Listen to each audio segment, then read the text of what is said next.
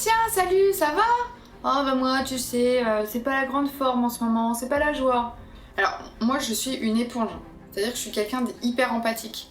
Donc quand les gens m'envoient de la négativité, j'ai tendance à la prendre pour moi. Derrière je vais être incapable de les aider et je vais être incapable de prendre soin de moi. Hein, le positif attire le positif. Et c'est pareil dans l'autre sens. Il faut savoir s'entourer de bonnes personnes pour pouvoir avoir des bonnes énergies, des bonnes vibes.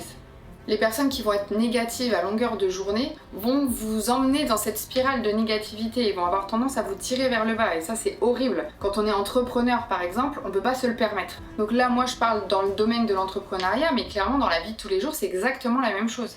D'ailleurs je mets un point d'honneur dans mon job désormais, je ne travaille qu'avec des gens avec lesquels j'ai envie d'aller manger au resto. Donc clairement quand je vois quelqu'un, si je me dis lui j'ai pas envie de passer une soirée avec, ce sera ni mon collaborateur et encore moins mon client.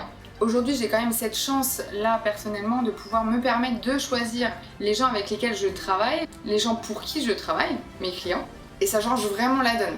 Aujourd'hui, quand je vois que les gens sont extrêmement négatifs, j'ai tendance à écourter un petit peu les échanges et je pars le plus loin possible. J'ai pas envie d'être imprégnée de ces mauvaises ondes. Clairement, moi j'ai mon objectif, je veux y aller et je veux y aller dans des bonnes conditions. Donc, j'essaye au maximum de m'entourer de personnes solaires, de personnes positive autour de moi. Donc là je dis pas qu'il faut pas écouter Tata Gertrude quand elle est en train de se plaindre de son arthrose, on va quand même soutenir les gens de notre entourage, mais c'est la répétition qui va faire la toxicité du comportement et qui va avoir ses effets négatifs sur nous-mêmes.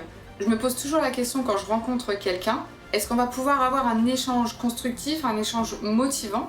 C'est super important de ne pas se laisser manger par les émotions de l'autre. Si vous voyez que vous êtes dans ce genre de schéma, dans ce type de relation toxique, mon conseil, vraiment, sortez-en le plus rapidement possible.